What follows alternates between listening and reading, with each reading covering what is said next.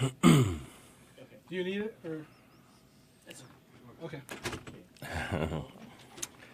I am delighted today to be here with an old friend of mine, Larry Wilmore. Larry is a familiar face, I think, to millions of TV viewers. He has been an actor, a comedian, and a writer for more than 25 years. He is perhaps best known for his role as host of Comedy Central's The Nightly Show with Larry Wilmore, a show that I appeared on several occasions and enjoyed very, very much. Larry, thanks so much for being with us. My pleasure, Bernie. Thanks for having me. So I have a really, really big treat, and I'm so honored and happy that this gentleman has agreed to be on my flagship broadcast of my podcast. He's the honorable senator from Vermont. You know him as the bird catcher himself. The man so many people were rooting for president, and he's here in person, Mr. Bernie Sanders. Hello, Bernie. Larry, great to be with you. It's so nice to be with you, Bernie. Bernie, you were so kind appearing on my show several times. We had so much fun. It felt like such a special time back then, too, and what was going on. I think it was 2 years ago when you actually announced you were going to run. 2 years has passed since then. I want to go back to that feeling just a bit. When you first decided to run, in that moment, what were you really trying to do? Were you trying to get a message out? Did you think you had a realistic chance of winning at that time when you ran? Like, what was in your mind at that point?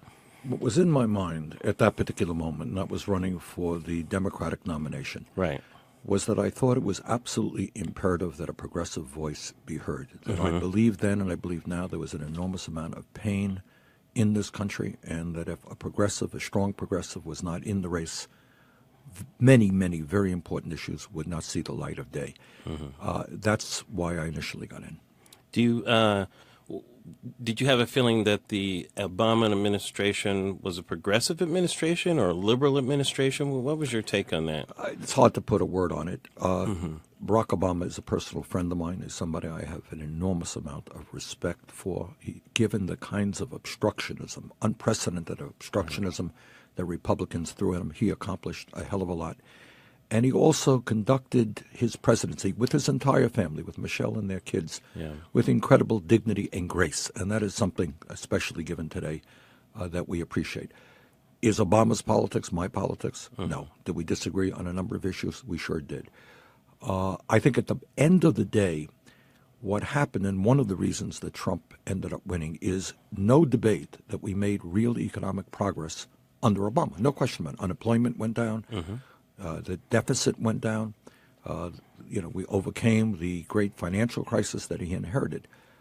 But what was not the macroeconomic recovery was not a debate. Right. Among anybody who's not, right. partisan crazy. Right. Exactly. Right. But in the midst of that, Larry, there were a lot of terrible things that were going on in the economy that Obama was not talking about, Congress was not talking about. Why do you think that was? Why do you think that happened? That is a very profound question.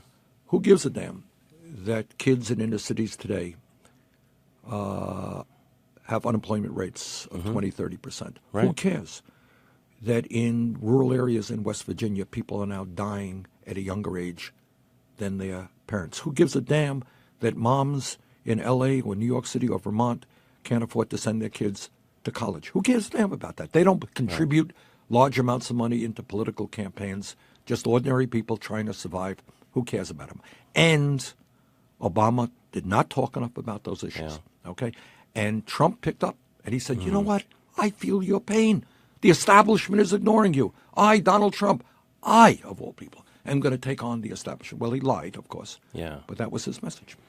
I think it was part of his message. I think it was more your message, if I may. I think a lot of Trump's message was protectionism, and I mean, he came out of the box talking about building a wall. That was the thing that got the fervor around Trump in the beginning. He did talk about trade, I think, later on, but his message was more about a globalism economy. But he just connected to a lot of those people. Well, I think you're converging. There are two issues here. Yeah. One of them is the xenophobia and the racism. Right. which clearly was an important part. Yes, he came out of the box with that. Absolutely. Well, it was before he came out of the Yes, box. So remember, exactly. this was a guy who years ago Believe me, I remember. led the so-called birther movement, Yes. which was not 99% racist, but 100% racist against the first African-American president we had. Yes, the delegitimization of it, I call Exactly. it. Right. Yeah, that's exactly what it was. It's not that Obama is a bad president. He's an Right. illegal president, a disgusting thing to say. Correct. All right, and that's was even before he announced. And then Yes. Latinos are all rapists and criminals. We know that, and Muslims are all terrorists. And this is old-fashioned racism, xenophobia. It's a tried and true method of demagogues trying to divide people up. Well, the Trump thing actually, to me, is a couple of layers deeper than that, because it's not really, the way that I heard it, it wasn't so much saying it about Mexicans and Muslims. It was putting it on immigrants. It was saying we can't trust people coming into our country. It was making a them versus us. And it was dividing classes of immigrants, too. Like, I've heard Ann Coulter talk about this. I think Trump jumped on Ann Coulter's bandwagon, where they talk about only a certain class of immigrants should be allowed into this country. And I think a lot of Trump's message was exactly that. And part of that class they don't want in are some of these brown people that are doing the raping and all that stuff, you know. But I want to know, okay, when I was growing up, Bernie, I always felt the Democratic Party was the party of the people. Where'd you grow up, Larry? I grew up in California. Yeah. My parents are from Chicago, very political town, and a very racially divisive city to grow up in. I went to school at the University of, So you know what I'm talking about. Yeah, I do, you know? very much so. I think even King mentioned it was one of the most racially charged places he had ever been in, including Alabama. But I grew up very politically aware from my parents. They weren't really activists or that type of thing, but it was in the air, right? But the Democratic Party, to me, seemed to represent the party of the people during that time. Why did that leave them? Democratic Party, has a crazy history, like the Republicans do. Let's not forget that under FDR and Truman, the Democratic Party was successfully nationally, while within its folds was the incredible racism of the South. All right, the Correct. Dixie Cracks. Okay, so That's so exactly you had right. some of the most progressive people in the country and some of the most reactionary people in the country. Yes, and let's not forget that Republicans, the progressive movement was in the Republican Party as well. Absolutely. Teddy Roosevelt was a progressive. That's right. A lot of those policies were adopted by FDR and the New Deal. Right. Yeah. So, there's been a lot of transformation Right. of politics to where we are today. What happened, I think, Larry, is that over the years, you're quite right, though. I think if you, in 1938, 1940, stopped somebody on the street and said, tell me which political party is the party of the working class of this country, which party is the party of big money, Right. it would have been pretty clear. Easy answer, right? Very easy answer. Yes. Today, that's not the answer. You Yeah. stop those people, no one's quite sure. They think both parties are on the take. Both parties are dominated by big money. And I think what happened to the Democrats, I don't know exactly when, late 60s, 70s maybe I'm off by some years, Yeah. they began to understand that the easy way to raise money was to go to corporate America. Yes. Okay? And once you go to Wall Street and you go to corporate America and you take their money, eventually their ideology, that ideology begins to seep into your politics. And I think you saw that certainly in the Clinton administration, Bill Clinton's administration. And when you say their ideology, what specifically are you talking about? More centrist political approach, less emphasis on the needs of working people, trying to balance, for example, the needs of Wall Street. You'll remember during the Clinton administration, they deregulated Wall Street. Yes. It wasn't George Bush who did it. It was Bill Clinton who did it. It was Robert Rubin, who was his Secretary of Treasury. This was Wall Street. This was Wall Street's message. Right. And we had just had a crash in 1987. That's right. That's right. I remember the whole savings and loan debacle that people had forgotten about so quickly. Which now seems nickel and dime, yes, right? It was compared to the credit default swaps of the Exactly. odds. Yeah. Exactly. So you had that. You had a trade policy. Corporate America said, hey, why do I want to pay workers in America a good wage? I can move to Mexico, then to China. Right. Let's do that. So you had, policies that reflected what Wall Street and the big money interest wanted. And I think in that process, the soul of the Democratic Party was lost.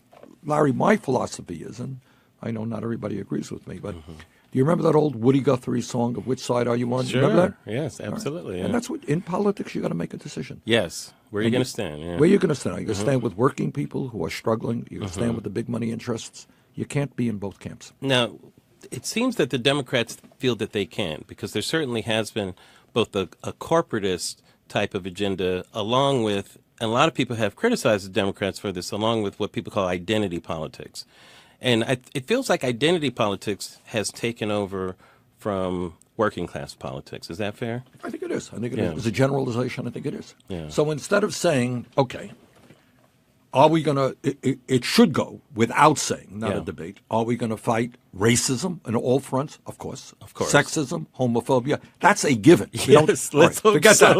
All right, now let's get to the real issue. All right, and let's get to the heart and soul of this thing. Is that are we a party which protects black workers and Latino workers and white workers and Asian American workers and Native American workers, or are we a party which is very sympathetic to the needs of the 1% and the billionaire class and corporate America? That is the issue, okay?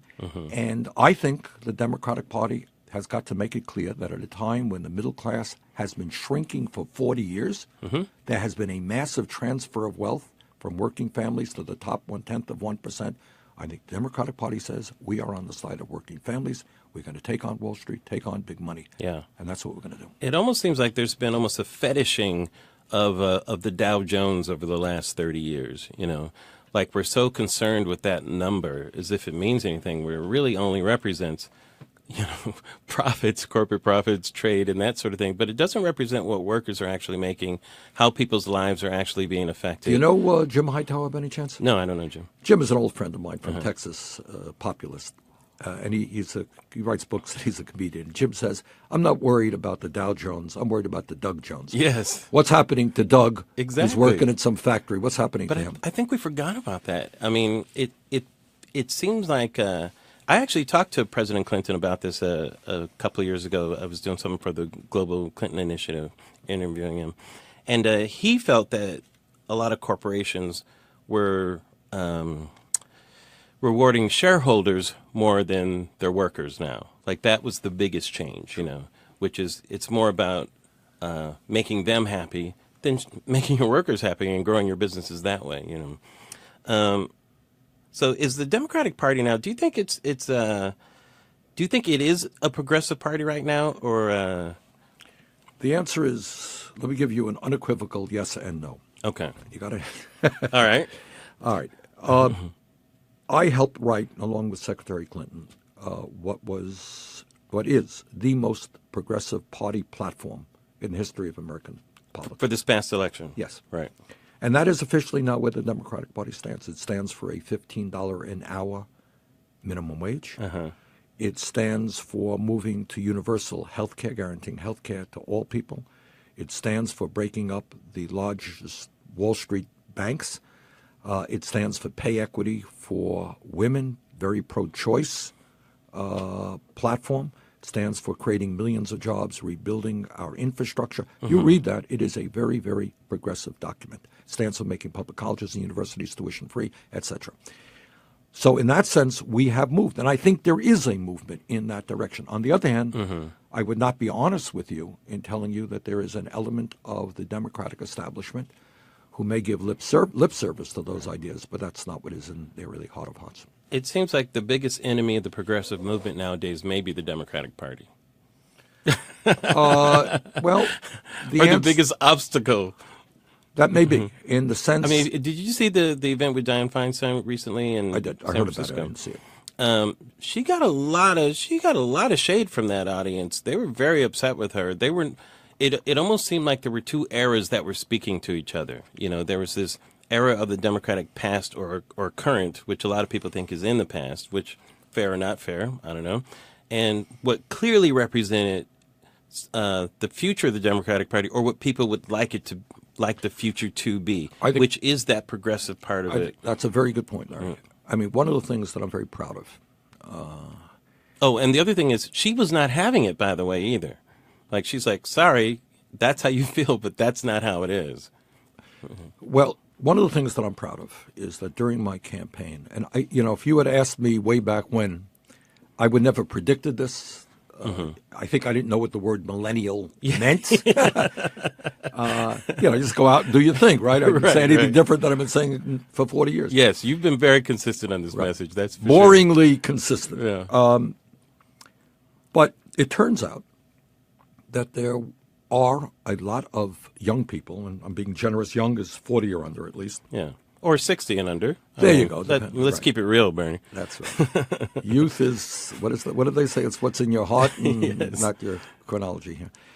Who really have a very different vision for where this country should go than the establishment does. Right. Who are prepared to think big. And I got to tell you something, Larry, and I always think about this with a smile on my face. I ran all over this country. We ended up speaking to like 1.4 million people in rallies, some very large, some not so large.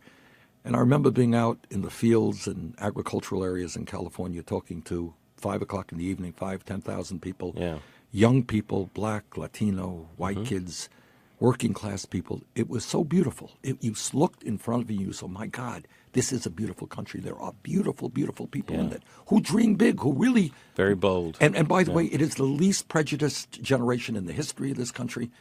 They're beyond all that crap that our parents dealt with. And it was beautiful. It was beautiful. And they want this country. They ask themselves, why are we the only nation not to guarantee health care to all people? Yeah. Why do we accept this level of income and wealth inequality? Why do we still have the kind of sexism and racism that we have? And in that sense, they are ahead of the Democratic Party. Absolutely. Right. So now you have a book coming out, and I think you have the word revolution in your book, right? A lot of people saw what you were doing as revolutionary, part of a revolt, if you will, But does the Trump election, do you think it suggests we may be on the brink of a different type of revolution? I mean, when you think of Brexit, when you think of what may be happening in France even right now, I don't know what's going to happen. I feel like we could go either way in the world right now, not just this country, but in the world. We're at one of those moments that people will look back on and say that was a key moment. Larry, I think you're right. And that's why I tell everybody, and I say it again, this is I go use the word pivotal moment in not only in American history, but in world history. Yeah. And if people say they're distressed or they're depressed or they're in despair, sorry, you don't have the time for that. This is not about you. It's about your children. In terms of climate change, it's about the future of this planet. Here is what I believe. I believe that Trump's views, and if you forget his rhetoric and his bombacity, forget all that stuff. Do I have to forget his tweets too? Yeah, forget his tweets. All right. Just look at what he wants to do. And here's the thing. He campaigned. You remember they said, I'm a different type. Now, this is really appealing. Right. Democratic Party is not terribly popular. So he goes out, and the Republican Party is even less popular. He says, I'm different. Hey, I'm not your... He specifically said, I'm not like Paul Ryan. I'm not like these old Republicans. I'm not going to cut your Social Security and your Medicare and your Medicaid. I'm going to take on the establishment. I saw an ad of his. I don't know if you recall it. That's right. He actually ran from the left. Jesus. At the end of the campaign, 90% of I'm taking on the global establishment. He actually got this is one of the most amazing things. He actually got the Republicans to admit that it was Hillary Clinton who started the Iraq War. I mean, that was you talking about your head exploding. People were blaming her for the Iraq War and not the Bush administration that they were all on board with at the Larry, time. here's the point. That, of course, absolutely. That's crazy. That is crazy. But if you look at his ad, you say, is this guy a communist? Socialist? What is he? He's taking on the global pictures of Wall Street. Right. All right. This is a left perspective. Yes, correct. Something most Democrats wouldn't go, now, I'm going to take them all on. Wall Street has ripped you off. Drug companies have ripped you off. Well, he's right. Yeah. Turned out, of course, total phony and a total liar. He never meant anything that he said. Yeah. So he tells us he's going to take on Wall Street, and he's hired former president of Goldman Sachs to be his chief economic advisor. Half of Goldman Sachs now works for him. He's going to try to throw 24 million people off of health insurance after telling us he's going to provide health care for everybody. My point is, what he did is touched a nerve, and we have to acknowledge that nerve. People are not happy with the Democrats. They certainly hate corporate America. They hate Wall Street. He said, I'm going to take them on. Obama didn't take them on. Yeah. I am going to take them on. People voted for him. Now, he lied. Right. That's the way it is. And our job is to bring people together at the grassroots level to stand up not only in opposition to Trump, but for a progressive agenda. Truth is, his views, throwing millions of people off of health insurance, giving huge tax breaks to billionaires, not acknowledging the reality of climate change, taking away a woman's right to choose. You know what? Those are not popular views. They are a distinct minority of the American people. Our views, raising the minimum wage, pay equity for women, creating millions of jobs, taking on the drug companies, taking on Wall Street, those are the popular views. We've got to bring our people together around that agenda. Why do you think so many people compared you to Trump? You know, they use this word populist to describe you both, which, you know, I told you my view on this. I don't even think you guys are close, you know, in terms. Well, I think you were both outside of the system. Yeah, I think what it was meant, anti-establishment. All right, now you've asked me questions. Can I ask you a few questions? Sure. All right. So, first of all, congratulations. Thank you for all of your work. And I know that what you have tried to do and are doing today is you don't see yourself just as a quote-unquote entertainer. As handsome as you are. Debonair is the word I prefer to use. As a sex symbol for millions. Glad you said it first. No, and you understand that as somebody who has millions of followers, you're trying to use, that recognition to talk about important issues. Sure. Give me your sense, because you've been around corporate media as a writer, actor, TV host for a long time. Tell us from behind the scenes, what makes them tick?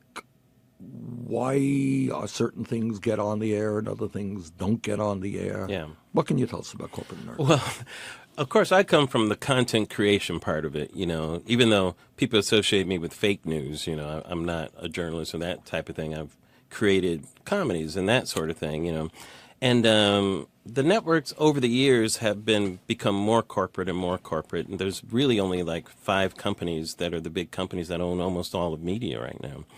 And by the way, that's just not nationally. That's internationally almost as well. Is that not true? Yes, there's a few more, but yes, right. like a 19th Century Fox is what I call Fox. Sorry, who are applauding themselves for coming into the 20th century right now. Rupert Murdoch has holdings all over the world, as well as the newspapers and all that type of stuff. Many times there's such an attention to bottom line, and to there was this whole thing called vertical integration, which I called vertical segregation at the time, where you don't even sell things to other entities anymore. You hoard it yourself, and distribute it yourself. And companies are owning their own means of producing and all that type of stuff. Say a word on that, and I'm sure. Sure. Now, Disney would be a good example of that. Sure. Disney's the company that I work for, of course. And I'm trying to get you fired now. So tell me something about Disney. Well, Disney owns a lot of properties. ABC is owned by Disney. They used to be owned by Cap Cities and other companies and that sort of thing. But Disney is a very large company, and one of its properties is ABC Entertainment. Right. ABC Entertainment has to provide a service for Disney. And Disney's bottom line isn't just ABC. It's also things like ESPN, it's Disneyland, it's Marvel Comics, which they own, and they have a huge film franchise, Pixar. They have all kinds of entities all over. And sometimes this isn't necessarily the case with Disney, but sometimes when you're working for a corporation, you have to be part of that corporate identity and that sort of thing, But in terms of putting content on the air, one of the biggest obstacles over the years, and this is not necessarily the case at Disney, but is getting television to be the leader in something rather than the follower, and that's why it's always hard to put new things on and to have, like when Roots came on the air, it was a revelation because TV didn't do that. Mm-hmm. Like films did that, literature does that. Art sometimes is 100 years ahead of its time. TV usually follows culture. It rarely rarely leads the culture. In certain instances it can, and I'm speaking primarily of television because what I worked in. So anytime you're trying to push the culture forward, you're going to be met with resistance. They're worried about a backlash. And Well, the reason why is because most of television's advertiser supported. And if you're going to feel like you're a threat to the advertisers, well, you're not going to be around very long. One of the biggest examples are the Smothers Brothers that were on in the 60s. And these were two very likable guys, didn't get more white bread than Tom and Dick Smothers, until they started getting political. And it was at a time when they were actually reflecting the times. They weren't even ahead of their time. Right. I mean, let's be honest about that. It wasn't like it was the 50s and they were doing that comedy. This was the 60s. People were already marching in the streets and those sorts of things. Malcolm X had already been shot, When this was going down, I think King and Kennedy were assassinated in 68, So the Smothers Brothers, if anything, were reflecting their times. And they weren't allowed to do that. So that's how cautious television can be. So if you did, or somebody gets up on ABC or CBS, yes, says, you know what, we as a nation have got to deal with the moral inequities of top 1-10% owning more wealth than the bottom 90%. We got kids who are hungry, and yet you got these billionaires with their yachts and their jet planes. How long would that show last? Do you think? Or am I wrong on that? Well, here's where you are wrong, Bernie, is that where entertainment is different than anything else is the only color that really matters in entertainment is green. Right. It really is. Right. They really don't care what the message is. Is that right? Oh, completely. The message is green. If green is coming in, what did you say about the billionaires? You slam them as much as you want. If you're giving us green, we are happy with you. Greed rules the day in television, which can work for you and against you. It's fear and greed that rule it. But there's so many outlets for distribution now. You can pick up a camera and go on YouTube, and you can become a star. So there aren't as many kingmakers as they used to be. There aren't as many guardians of content anymore. So now I think networks and your traditional entities have to be more free in letting people do things now because there's too much competition, Bernie. So I think with certain exceptions, it's a little freer to get your voice out there. Not necessarily in the established corporate media all the time, but it doesn't matter because a lot of people are looking at you on Facebook Live sometimes. All right, let me ask you, and you may not be, an expert on this, but my understanding is that... Well, we'll just see about that. My understanding is that the folks who watch TV now or get their news from TV are getting older and older. Yes. And Fox is like 100. That watch news? Yeah. Mm-hmm. It's like 103 years of age or something. Yes. Fox and Friends, I think, is 80s. Yeah. Is that true? No, I'm just kidding. No, but it is pretty, it's surprising that for all the networks. Yes. I think Fox seems to be higher than others. And what is the future of television? You're doing now a podcast, for example. Right. And podcasts are gaining a lot of popularity. Yes. Talk about the transition of television and the revolution that we're seeing in internet media. Well, entertainment has gone over different revolutions over time. I mean, 100 years ago, film was the newest medium that was taking over. At the same time, radio came out, two very different mediums. Film was primarily a medium that chose to entertain visually with stories and all this stuff, and its main purpose was to entertain. Whereas radio, when it came out, even though it had entertainment and news, its main purpose was to sell soap. Hence the name soap opera. Right. It was to sell you something. Film at the time was to sell you the entertainment itself, whereas radio was a form for another purpose. Right. You walked into a theater, you paid money, and you were entertained. It was a direct transaction. Right. Whereas radio was a separate transaction that was happening. There was actually something else going on. Right. And that's actually been a part of media that a lot of people never quite understood, that TV has always been the medium that was there to sell you something. Not just programming surrounded the advertisements. That's exactly right, And that's changing now because people that's falling down. The fact that you can get on Instagram and tell a story and do these things millennials are very guarded about being sold something now.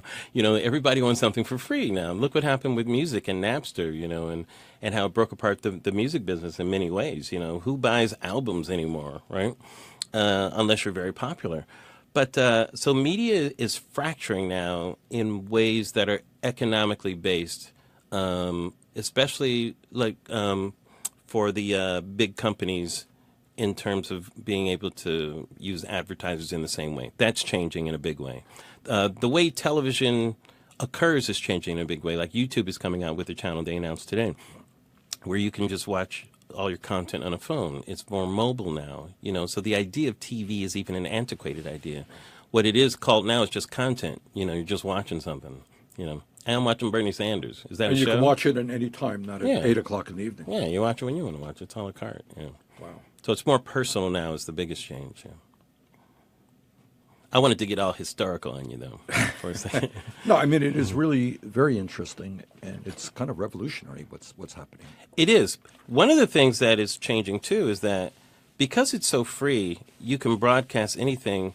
Movements that are happening around the world can be broadcast instantly. They don't need a news division to do it, That's right. You can that's why a lot of, like on my show, we covered a lot of racial events that were happening, of course, in the country. And a lot of people thought, are more of these things happening now? No, more people were filming them now. We were becoming more aware of them now, things like police brutality and those sorts of issues, And so the citizen journalist and the citizen director, are going to become more important, I think, in the years to come. Now, the negative of all that is you have some people out there who lie all the time.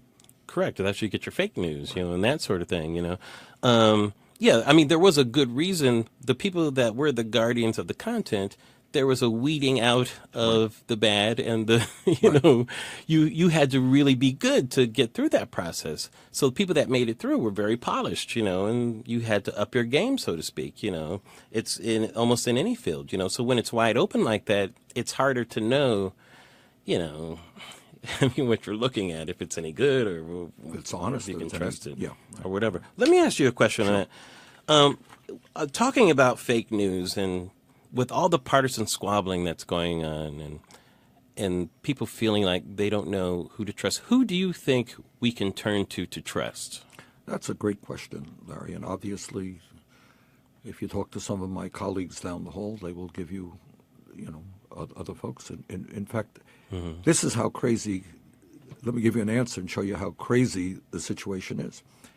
There was a congressman a couple of months ago, conservative Republican congressman, who said, the situation is so bad with regard to fake news. I'm paraphrasing him. Yeah. The only person I think you can trust to get the truth is Donald Trump. You got it? Oh, my God. That's true. This is what a United States congressman said. That's how Really? crazy. Yeah. So, I read a lot, and, you read through the traditional people, the New York Times, the Washington Post, Wall Street Journal even I read, and I go around to the progressive media. But I think your question is a profound one. If you're young and you're not political, where do you look? go? You go to Breitbart News, you go to Fox News. Yeah. And I would say that, what I learned when I was a kid, Larry, I don't know, and I remember this profoundly, and I don't know when, you became aware of these things. When I was a kid, and not that we were not particularly political, but you would argue with your friends about something. Sure. And I said, no, I saw it in the newspaper. Yes. Did you ever say that? Yeah, and by sure. definition, if it was in the newspaper, Right. it was true. Yes. It was in the news. Yeah. And then Bob Saget had a joke about that. He says, no, really, I read that. No, really, I wrote it down and then I read it. He goes, I believe everything I read. Yeah. But, when you're a kid, was that your... Sure, everybody said that. Yeah. if it's in the newspaper, it must be true. It has to be, yeah. And then when I was in college, I started reading. Then I caught on that there are newspapers Yes. with different perspectives. And agendas. And agendas. Yes. Oh, my God. So an incident is reported differently on Fox News than it will be in Common Dreams or an alternate or some progressive outlet. Right. Okay. And I would say to the young people who are just getting involved, number one, open your eyes and look around you. Don't let any media tell you what reality is. What is the reality Yes. of your life? Agreed. Number two, look internationally. Many of the ideas that I talked about, people say, oh, it's revolutionary, it's radical. Duh. We are the only major country not to guarantee health care at all. Yeah. I live 50 miles away from the Canadian border. What I want is what happens in Canada. Right. Sounds so revolutionary. It's not Che Guevara running Canada, They had a conservative prime minister for a number of years. Right. So, look around what's going around in the rest of the world. Right. All right. Germany, you know how much it costs to go to college? It's free. Oh, my God, I didn't know that. Wow, wow. Okay, so You have to eat a lot of schnitzel to do that. That's the downside. drives yeah. up their healthcare Yes. costs. All right, and number two, trust your own observations. Then read the right-wing media. I think you should read it all. Yes. I feel you have to get both perspectives. You have to know what people are saying on both sides and make up your own mind. Right. Yeah. And then what is fascinating and intellectually really interesting is how do they watch how they present things? What are they leaving out? Right. Both on Yes. the left. What are they leaving out? That is fantastic. What are they leaving out? Which Yes. is more important than what they're putting in. Yes. The truth is, I learned a long time ago, somebody told me this. They said, it's not the answer that you give. It's the questions that you ask. Yes. As a Catholic, we talked about the sin of commission and the sin of omission. Sometimes it's what you don't do. Exactly. It's when you don't show up sometimes is a much worse thing That's exactly right. than what you did. That's exactly right. Let me just say this, Bernie, this last thing. If we were to imagine the Trump administration as like United Airlines, okay, and the Constitution is that passenger who was pulled off, right, who was dragged off the plane, how do we save that passenger? Because a lot of people believe the Constitution is in a lot of trouble right now. Yes, when I hear threats about libel laws, That's right. threats about journalists and that type of thing. Absolutely. This is, he starts off I'm with, saying it as a joke, but I'm serious about this. you should be. It's terrible. Look, when you start off by, what one of the dangers of Trumpism is we begin to accept this thing as normal. You have a president of the United States who now tells us that the New York Times, the Washington Post, all of the newspapers, all of the networks are lying. So dangerous. He's an authority figure, and he says that. That's one of the most irresponsible things. It's not irresponsible, Larry. That's not the right word. Yes, you're correct. Okay. You Of course are it's correct. irresponsible. Yes. But what is he Yes. trying to do? Yeah. What he's trying to do is if there's an article in the New York Times hypothetically saying that his companies are making money as a result of his policies. Don't believe that. That's the New York Times. You know that they lie all the time. Right. So what you do is you destroy people's confidence in Yes. all of the institutions. That's exactly right. And then who is the only person That's right. that we can have confidence in? Oh, my God, it's not the media. It's not the judiciary, is it? It's not elected officials in the Congress. No. There's one person who, thank God, is sitting there strong and proud and protecting us, and that is Donald Trump. That is what authoritarianism is all about. So you're right. So you're going to believe me or your lying eyes? That's right. So, all right, we covered a bit of ground. I think we did. Can I ask you one last question? Yeah. How old are you now, Bernie? Good question. 75. You're 75. I'm going to be 76. Where are we of Bernie Sanders from now? Where's America of Bernie Sanders from now? Well, I am, look. What is our future, Bernie? Are you looking optimistic or pessimistic or cautious? Well, I think you raised this issue. This is a strange moment in American history, and I'm both, for all of the reasons that we've just talked about, obviously very, very, very concerned about Trump's policies and his ideology and the way he performs as president and his consistent lying. We didn't touch upon that. He lies all the time. He's brought casual lying to an art form. Right. I mean, he lies more than a 5-year-old who who broke the vase and. That brings back a memory, Larry. That old Richard Pryor too. I think I was 8 years old. Okay, what happened was, Larry, I'm going to tell funny. you, okay? That's funny. That's funny you mentioned that. Actually happened in my house. I broke a damn vase. Yeah. So that's the very bad news. The good news is that we are seeing in one form and another a lot of people standing up and fighting back and saying, you know what, I'd better get involved in the political process because this is not the kind of country I want for my kids. All right. Bernie Sanders. I don't know if you're officially part of the resistance, Bernie, but I'm part of the Sanders movement. That's what I am. Hey, Larry, thank you so much. Great to be with you. Thank you, today. Bernie.